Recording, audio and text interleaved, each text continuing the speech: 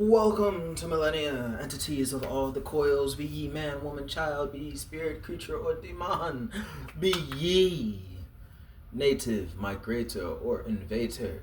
Welcome to the realm of Millenia. I am your host, the Millenian Mailman, here today to give you the post and the intel from our glorious well, and I'll be world building for you guys long after you've begun to acclimate and fit in. So sit back, relax, and let me get into this funny fat guy Friday.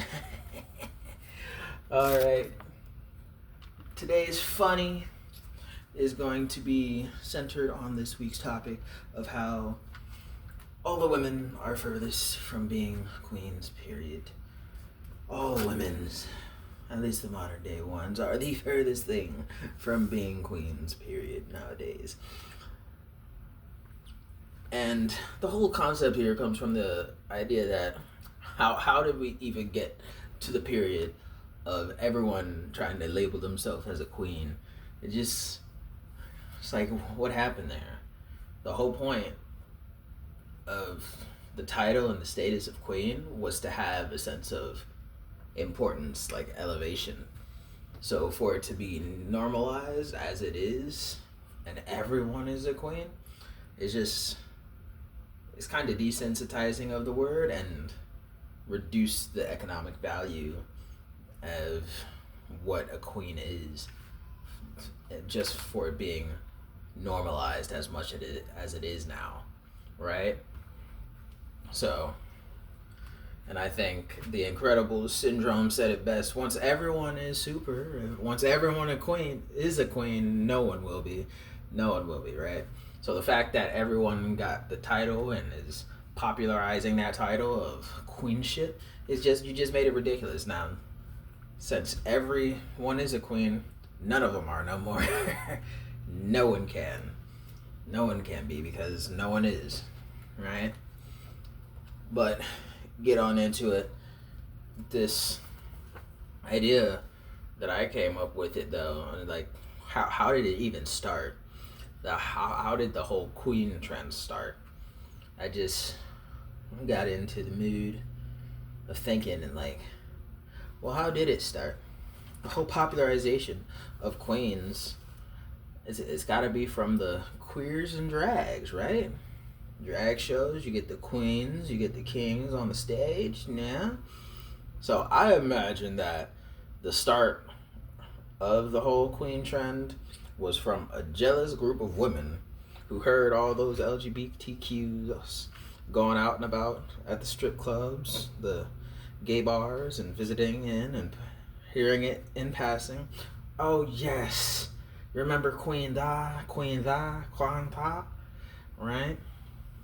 Well, just hearing it so much, the women just had that inner Karen in them come out, They just had the need to harvest some of that uplifting confidence from the LGBTQ community that was going around. Oh yes, Queen Slay. They harvested it from the LGBTQ queers and drags, right, for themselves. It's like, yeah, we're the real queens. And the LGBTQs overheard the Karens and their jealousy and envy, like, yeah, you are queens. You go get it too. Not knowing that they when the Karens were saying it, it was more so malicious. It wasn't like, well, we're queens. No, the Karens were like, we are the only queens. We're the real queens. And the drag queens and queers had the selective hearing to not hear the negativity. Only heard that positive, like, yes, you're queens. I got some queens on this stage here. Yes, you're queens too. You're beautiful. So the LGBTQs were all about uplifting, and the Karens that started it were like selfish, truly selfish from the get-go. So then you have this whole dynamic there of we're Karens and the regular women doing it selfishly. Like, how dare the LGBTQs have the confidence and the audacity to call themselves queen, and yet us women don't. Just harvest and picked into it. It was from jealousy. It had to be. So then, here we are, where all the women, the girls, the LGBTQs, queers, and drags are piling on this confidence into a nice big old boulder, just rolling it up, not knowing what started this system of rolling into this little dung pile hole from the dung beetle, just rolling and rolling. Their confidence, making this boulder that they're making, their whole confidence in the women's community started from hate. Oh, I hate you so much, I put a rock in this snowball, and I'm gonna just keep rolling and rolling and rolling. And oh my God, you guys are getting a big old boulder, a snowball over there. Let me help you out. So they started helping out, and now the LGBTs, Qs, and the cisgender women are now collectively piling onto this snowball, right? LGBTQs are rolling these balls of confidence up, thinking we're building a snowman, when the Karens, the jealous women on the other side, actually started making it not to build no snowman. They was making it to throw this snowball with rocks in the center at y'all. They was doing it like, no, we are. And once you're down, I will really be the only ones. That was made in malice, right? Got this big old boulder, not knowing it was made to steamroll the queer and the drag community so that the girls could be the true kings and queens of that hill. The jealous Karens were doing it just to be king of the hill. I mean, queens of the hill. Because they saw the drags and they're like, oh my God, they are queens. They are this. They are that. Let's make them not so we can be. We can be. Right? And when they got tired, both the LGBTQs and such, and the women got tired, it's like, oh, I've been making this snowball all day. Just making this boulder, piling it up. It's getting tough out here. So they take a second, they talk, they chillax for a little bit, and they just hear out the corner the thing that probably really popularized it, right? Oh no. Okay, so out there stopping for the second, and then they hear out in the distance, all women are queens if she breathes. Right? You know that whole viral, fairly certain it was a Vine. That viral Vine comes up, and that is the true catalyst that really sparks the revolution of the word queens being used by any and everyone. Because after that, both sides, not only the girls and LGBTQs, but the men, the regular men, and all the other ethnicities after that little clip with a Star Wars reference there got popularized and viral. All women are queens, but if she breathes, it's okay, right? If she breathes, that really popularized it, and the whole polarization of those two sides from men being, hey, every woman is a queen. Nope, every woman is the furthest thing from queen. That whole duality there is what sparked the conversation that really popularized queenship for every woman. But the devil's advocate definitely had something else to say. Which really popularized it. So now the women and the LGBTQs are looking at this Vine, and everyone's getting to understand and know, and it's like, oh, I don't think I really care what this boulder was meant for. How about we just let this boulder, this snowball, just begin to roll down and hit them dummies down there. We'll make a new ball of confidence based off the soil and the snow around us as we're getting up to the top of this hill that we want to claim queenship of. We'll make another one. But let's just roll this one down and start an avalanche on those dummies down there talking all that mush. Right? And they looked at each other and they agreed, like, oh yeah, let's just drop this big old snowballing avalanche on them for being stupid. Gotta hate stupid. No cure for stupid just yet. We try to educate, and some people just never learn. So the only cure for stupid is get rid of them. I don't like them. I don't bother them. I could just walk away, but it just makes me uncomfortable. I can't. Right? So they drop that ball at the start of the avalanche and hit all those guys at the bottom of the hill. Like, nah, stupid. So stupid. So, of course, the girls and careers look at each other and silently agree to avalanche the boulder on the boys and those chaperoning men up there down at the bottom of the hill, just relishing in the suffrage of others. Like, hey, we've been going through it, trying to build our confidence up to this point. So all of you guys down there, who are trying to have fun and somehow cool and calm and collected while we're suffering, trying to do our best and be successful here, you guys can take all this confidence I have, but eat it. Now I'm going to build a new confidence ball and continue going up the hill. Just relishing in the suffrage of others as they had to suffer when they were building the confidence. Right? Little do they know. All those chameleons, the hornets, the bears, the tigers, oh my, you know.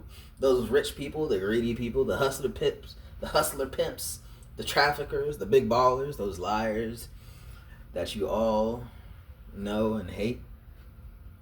All of them fellers are still the only real true kings of the hill that you got.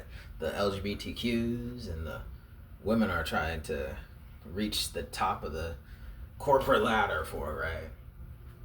All those rich people, the greedy people, the hustler pimps and traffickers and big ballers, they was always at the top of the hill. So you trying to make men suffer at the bottom of the hill when you're trying to chase up the hill and allegedly trying to say you're trying to punish those people at the top, it's ridiculous.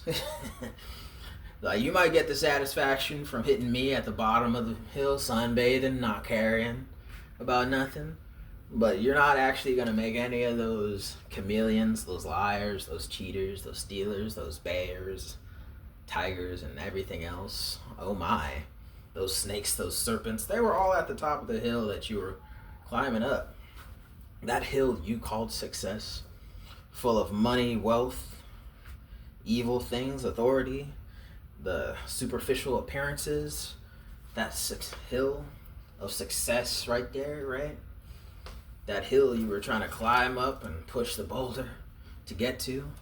All those corrupt, terrible people who are up top, who you hate, who you see every day when you're trying to climb that hill.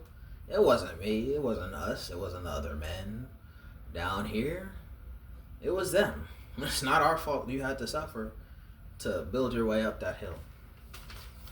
Right. That's what they was doing. It was the rich people, the greedy people, the chameleons, the snakes, the tares, the tigers and bears, oh my, who were throwing shade, who were throwing rocks as you were trying to build up yours.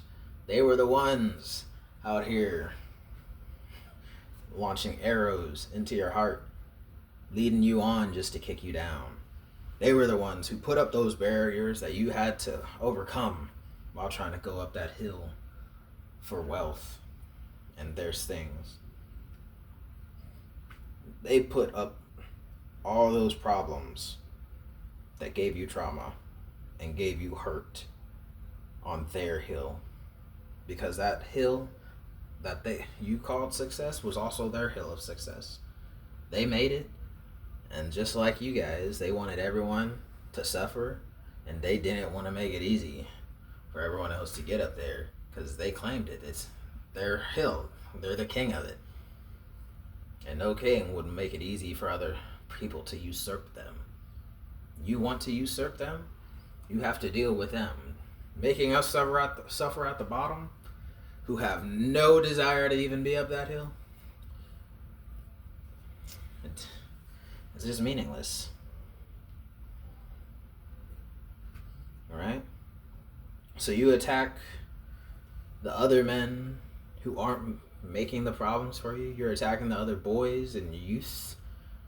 Does not support you in any way. It just at most makes you feel better temporarily that you got to make another suffer. So you guys trying to build up your confidence, calling yourself queens, it doesn't it doesn't do anyone else wrong. It just, the only people who relatively feel insulted by it are the kings of the hill on the hill you're trying to climb. They feel insulted by it, so they're not going to stop throwing rocks at you. They're not going to stop abusing you, putting up these barriers, giving you trauma and making it harder in your life, because they're never going to allow you to just get up there on their hill to be the king or the queen of their hill. They want to stay the king, the queen of their hill for those riches, the authority, the power, the evil, the appearances, those things that they made most important. They're going to stand on business, per se. They're standing on business to stay the king of their hill. Because if they don't want to see you climb their hill and make it easy, that was their hill of corruption and evil. So you building up your confidence and letting your confidence go to hit us was not it don't make as much sense as we hoped it would, but it's there. They built their hill of success on riches, authority, evil, and shallow appearances. And it seems like the queens, the drag queens, the queers, the women who build their boulder of confidence on those things, that's the hill you're trying to go up. The whole idea of a drag queen is the appearance, right? That's not necessarily something the men at the bottom of the hill care about, so they're not fighting you on it. Everyone trying to climb that corporate ladder up that hill, king of the hill for success, has to weave through evil for the riches and authority through corruption. You piling up your boulder of confidence to make yourself stronger, to help you get through. The men at the bottom of the hill were watching you. We're like, yeah, oh yeah, keep going. I would never want to go up that hill, but you're going, you're making it look easy. Oh God, she let go of the confidence and it's hurting me. So we looked at you, we observed you, we admired you even. And then you hurt us. So we're not going to cheer and support for you no more, because you dared use your confidence against us when we did support you, right? So it's not good. It's not good. So now you lost our support. People in the back woohooing and giving admiration. Now the only people you can ever hope to admire you, hope to give you support and throw a bone maybe, is actually throwing stones, arrows, and then that Spartan shade, 1,000,000 arrows through your heart, leading you on like, hey, just to kick you down and push you down and put up more barriers to prevent you from reaching the top. They're snakes, they're chameleons. They're bad. Those are the bad people you hate so much. Why are you blaming everyone at the bottom of the hill for what they're doing to you? Right? Those evil, corrupt people built their hill of success on the evil corruption, shallow appearances, the riches, and the authority of their corruption, where they got their power. All the other men chose different hills to be kings of, chose different hills of success that they'd climb. And others, the undecided, that may seem unambitious, they're still just in the valley between hills, chaperoning the children, just teaching them, wandering through, meandering through, and unambitious, just doing their thing. They're undecided. All the other men, the good men that you wonder where have gone, those good men you're wondering chose a different hill, or they got crushed in the valley by your confidence. when they were still undecided or changing tactics and switching ideas and switching hills that they would of success that they wanted to go up. Other men chose different hills they'd rather die on. They chose hills of success that they might call love, that they might call respect, wisdom, mentorship, street credit. They built their protective shields through experience and memories, taking what they needed and leaving what they didn't. Women chose to have their shield be a boulder of confidence, a boulder that got bigger and inflated in their journey. Men chose to make shields and armor of experience and memories. Experience that trained them to be able to get past things or get past obstacles and hurdles. They made memories, protective shields, if you will, that would help guard them and keep them strong. And they took what they need along the way and left the things and those who they didn't need. Feminine chose happiness, confidence, and everyone stares as it rolls away when it does. Because happiness is temporary and confidence is only something you can decide.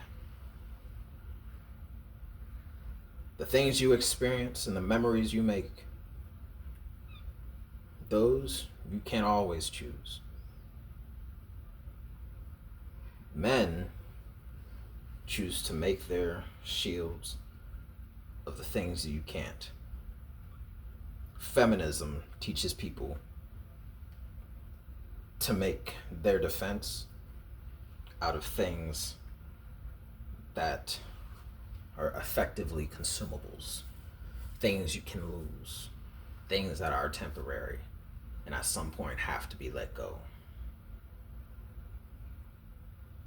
And every time that thing, that boulder of confidence or happiness rolls away, feminism teaches that you should rebuild it in, god dang, my hand is writing, it's tiny. Feminine teaches you that they rebuild it time and time again. Feminine teaches that they should rebuild it time and time again before they start even moving up again. So when you choose to go up that hill of success, there's gonna get to a certain point where you roll and it gets too heavy. Your confidence is overbearing and it stagnates you. It prevents you from moving further. So you have to humble yourself, let it go, and you build a new boulder of confidence that you take with you as you go up that hill. And time and time again, that confidence gets too much and you have to re-humble yourself so that you can get stronger and move up further. Because confidence is a bit too much sometimes. That happiness, that isn't joy, that isn't lasting, that's fleeting. It goes away. This boulder of confidence, when you make it of confidence and happiness, happiness eventually disappears. So time and time again, before you get the energy, the confidence to move up again, when you get unhappy, it's gone. So you have to rebuild. You have to heal before you can even make that progress again. But if you get overconfident, if that boulder gets too big, you have to let it go. And letting it go gets you unhappy. But until you have a certain level of happiness, a certain level of confidence, you can't even go up that hill no more. We're all the men who chose different hills to die on, and even some of the men who choose that same hill to die on with you or try to go past you. All the men are choosing to make not just boulders of confidence, because not too many men have confidence nowadays, but they're still going through stuff, going through life, aren't they? Men are choosing to make shields and wooden swords and their own armor to help them get through life. Armor of masculinity and stoicism built from the things and experiences they've had in their life. They're making swords of words and shields and armors based on the memories that they've made that make them wiser, skilled, practice. Men are making the things they need out of the experience and memories they have, and getting rid of anyone and anything they don't need in order to help them move on and be better. And that's funny. That's pretty funny to me. Because just imagine, when you think about it, there's nothing different from the way I described that from the whole thing that started the whole popularization in the Vine or whatever it was. All women are queens if she breathes.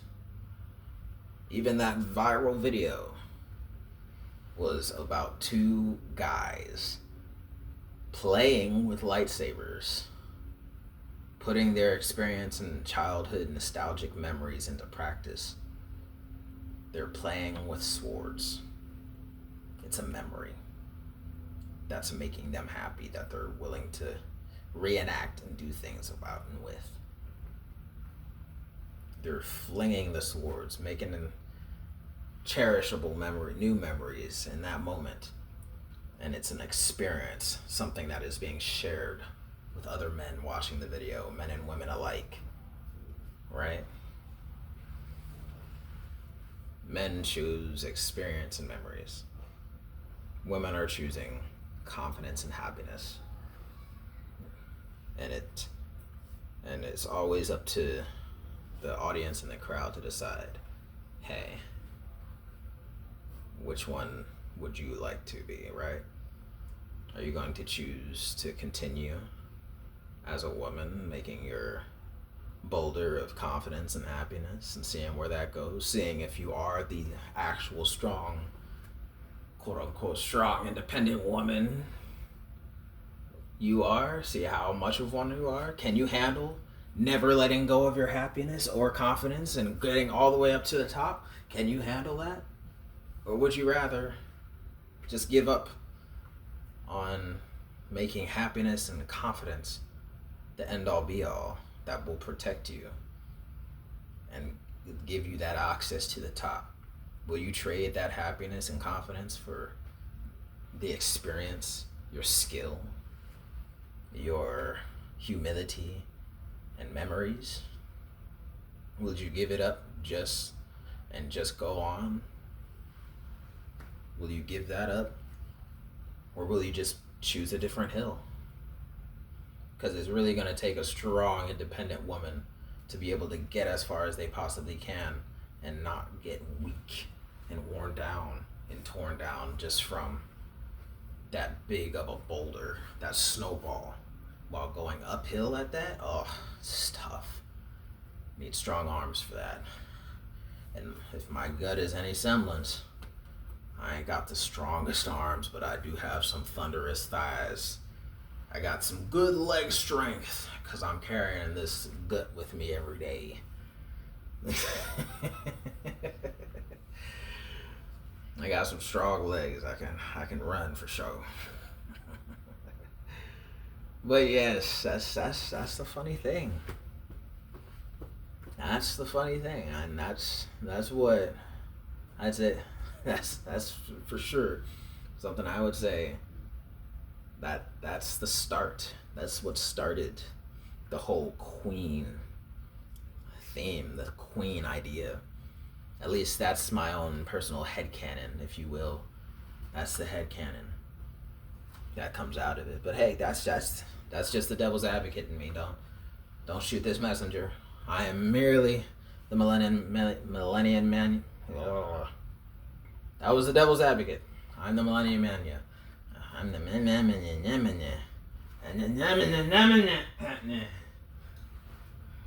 Hey, that's just me, your millennium mailman, and I hope you enjoyed the post today, and you take that intel and do what you will. But that was your funny fat guy Friday, today, and that's all I got for you.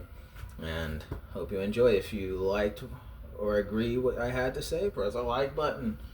If you have any thoughts, opinions, or other commentary you'd like for me to review and address, put it down in that comment section down below.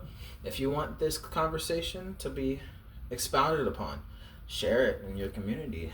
Get the discussion going. And if you think I should pursue finishing my book faster and get on time, press the subscribe button.